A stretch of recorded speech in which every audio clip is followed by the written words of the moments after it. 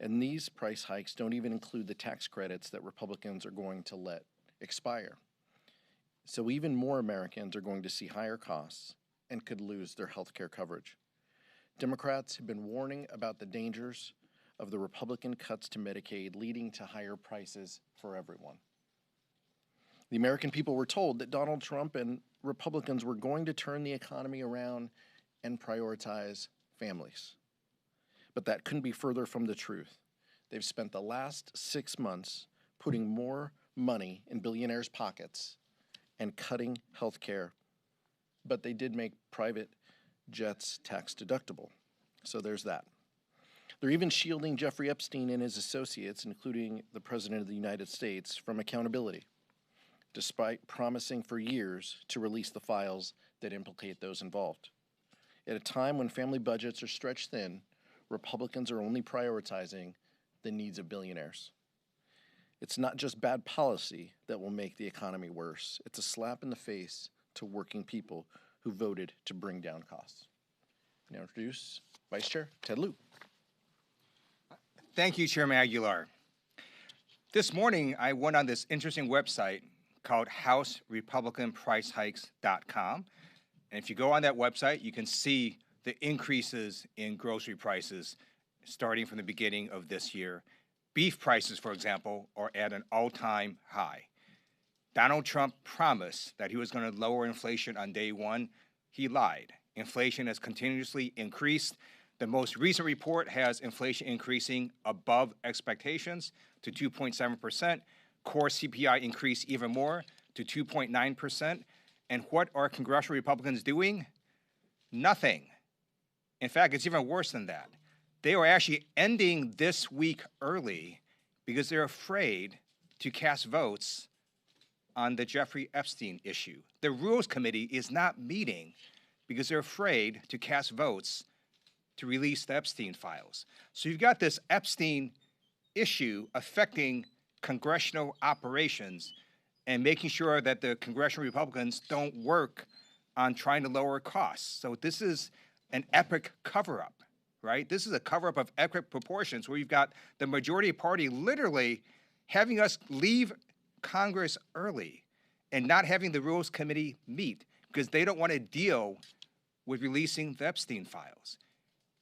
We should release the Epstein files. It is what Donald Trump campaigned on. It's what Attorney General Pam Bondi talked about this February when she said the Epstein client list was, quote, sitting on her desk right now. Why don't we have that client list? And these are the questions the American people keep asking, and the story is not going to go away because at core, this is an issue about underage women who were sexually abused and assaulted. Attorney General Pam Bondi should not be protecting Jeffrey Epstein's legacy, nor his clients, nor should congressional Republicans be doing the same.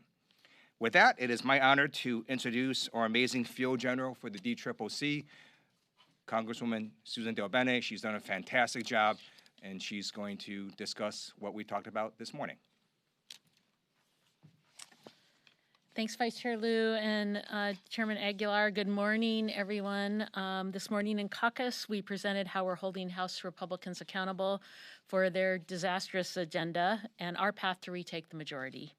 We hear over and over and over again from people back home that the top issue for them is affordability and lowering costs for everyday goods. By all accounts, Republicans have failed miserably in the time that they've had the trifecta.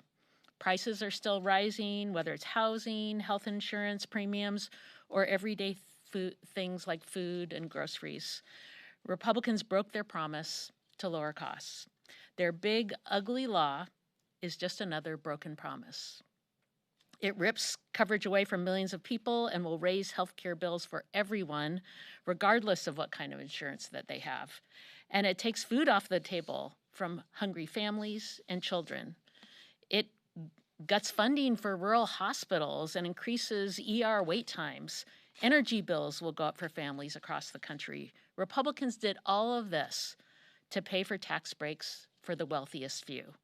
Their agenda is cruel, it's extreme, and an absolute disaster. And the American people agree.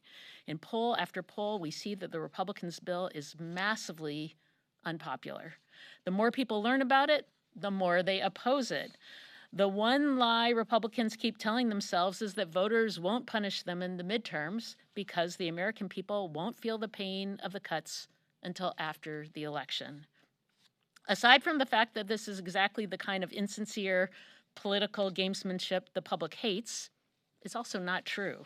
In a matter of months, millions of people will see their health insurance costs go up by an average of 75%. Rural hospitals are already announcing they'll close down and cut services. So no matter how many legislative games that Republicans try to play, there's no hiding from the facts. The big ugly law will devastate and have devastating consequences that will absolutely be felt by working families. Republicans are poised to lose the majority next year, and they know it. You can tell by the way they're behaving.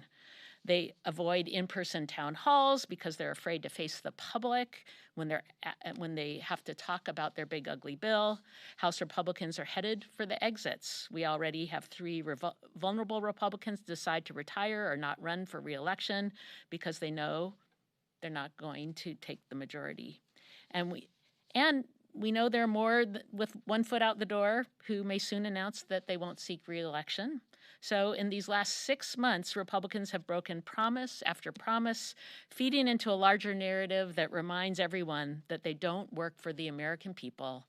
They work for the elite, the powerful, and the billionaires. It's a theme we hear on the ground day after day. And if House Republicans would take the time to listen to their constituents back home, instead of only working and waiting for Donald Trump to tell them what to do, they would know. But instead, they blindly follow his orders that are hurting our economy and hitting the American families in their pocketbooks. And that's why they'll lose the majority.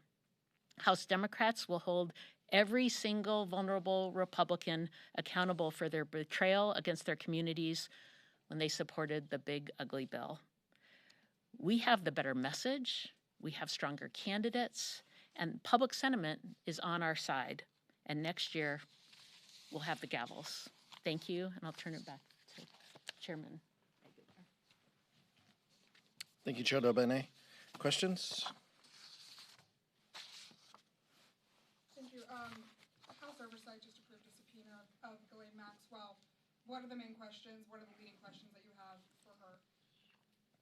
I'm not on the House Oversight Committee. For your I won't co- for be. your Yeah, caucus, what- I won't. what would you I won't be in those meetings. But let me tell you our position. Donald Trump and House Republicans want to protect the rich and the powerful. It's the basis of their one big ugly bill, and it continues to be the theme when it comes to Jeffrey Epstein. House Democrats want the truth to come out. We're going to continue to support those efforts. Donald Trump and his son and his closest friends spent years fanning the flame of this theory, and now we're holding them accountable. Do they want to protect the rich and the powerful, or do they want the truth? Those are the questions that the Oversight Committee hopefully will get to the bottom of. Nick?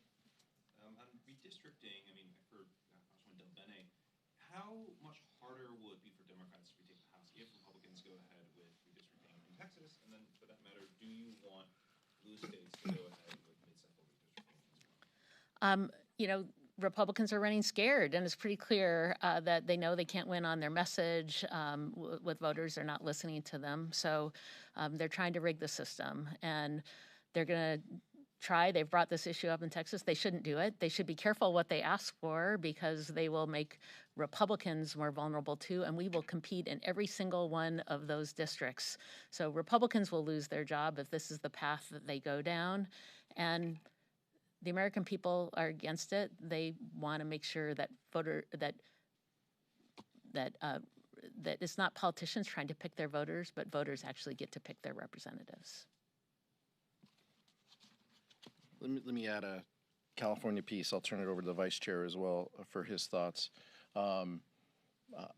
It's our belief that we can't fight with one hand behind our backs. House Republicans passed this one big ugly bill to kick 17 million people off of health insurance 2 weeks ago. And the first thing that they do after the celebratory high fives at the White House is push forward redistricting efforts to hold on to power. It doesn't sound like a group that's very confident in the policy that they passed. So they want to rig the system. But there should be a response. We can't let Texas go unanswered, and it's our belief that we should do whatever we can to protect democracy. We shouldn't stand on the sidelines while Republicans unwind districts in order to consolidate power to give Donald Trump even more ability to threaten our democracy and set aside the rule of law. Thank you. In 2018, Democrats flipped the House by 40 seats. One reason it was such a big number is because Republicans thought they were smart when they did gerrymandered redistricting and made a bunch of Republican districts that were sort of Republican, and they thought they could win. Well, they lost them all in that wave. So Atlas Intel, one of the most accurate pollsters last term, came out with a new poll showing Democrats ahead +10 on the generic congressional ballot. So I dare Republicans in Texas and Ohio to do redistricting. I dare you to take incumbent Republicans right now and make their seats less safe, because we're going to flip them. Michael. Thank you, Mr. Chair. It seems as though the trust deficit between Republicans and Democrats have widened even more since the March CR debate, now that they've passed the reconciliation bill and decisions, you know, as a member of leadership and as an appropriator. I'm just curious, your thoughts heading into recess. How are you feeling about the appropriations process when you all come back? There won't be a lot of time to try to keep the government open. How are you feeling about just where the appropriations process stands? The Senate hasn't passed any bills. The House has only taken up 2 bills. They were party line votes. Just kind of take a step back and give me a state of play as we head into recess. It's a pretty broken problem. It's a pretty broken system right now, the appropriations process. I'm not going to lie. This is a place where, and I think Kevin McCarthy, kind of started to break this process when he put Freedom Caucus members on the committee. He did that to try to become speaker and to hold the gavel, and we're suffering from that consequence now. The committee's always been a place where reasonable people come together, disagree, and then try to find some common ground and use the appropriations and budgeting process to find common ground to meet the needs of our constituents. We're struggling with that right now, and in the room you see that. Rosa DeLauro is an amazing leader. Tom Cole has a lot of respect, but when you continue to give power to Donald Trump and Russ Vought, who says the appropriations process should be less bipartisan, you're really lifting up some pretty dangerous actions and rhetoric, and we're seeing that. So it isn't just about the rescissions bill, it's about do we have a process or not? Do we trust that the executive is going to spend the money that we allocate? Article 1, Section 9, Clause 7, no money, but in consequence of appropriations. Like, do we stand behind that or not? And I think that's a question for our Republicans colleagues that they're going to have to mull this August, and we hope that they come back and feel a little differently than they have in the past. Appreciate the question. Allie? And then. Are you concerned at all about the strength of Republican fundraising, and do your members need to do more in terms of giving dues or donating to front runners? Look, I'll take the first try at that, and then I'll let Chair Del Bene. We need to do everything we can to gain the majority. Everything. Every single member, every way, every possible opportunity we can to help the team. That's what this needs to be about. And I would even argue some of this redistricting, discussion needs to be in that frame too. I understand that people serve different communities and different constituencies. If we have an opportunity to push back against some dangerous behavior that Texas is doing, we should do it with the single focus of making Hakeem Jeffrey speaker and protecting democracy and restoring some sanity back to this place. So every member should be giving dues, helping out, helping a colleague, doing town halls in other districts, filling the need that exists to drive our message and to communicate that we stand for rural hospitals, we stand for people getting health care, we stand for affordable living and an opportunity to make a living and realize the American dream. Those are things that we stand for as a party, and that we need to focus every member's attention on that. Just add that, public sentiment is with us. I've been across the country talking to folks. Folks are outraged and scared, frankly, about what's happened under this administration, and Republicans who have just let it all happen. But they rewarded their biggest donors with a big bill to tax breaks for the wealthiest and the well-connected, and they saw a benefit from that. But we have grassroots support across the country. It's strong. And when we have great candidates who are talking about the issues that matter on the ground, issues like lowering costs, making sure that people have health care, these are the issues that matter to folks in our districts. And that's absolutely, people are with us, and that's absolutely why we'll take back the majority.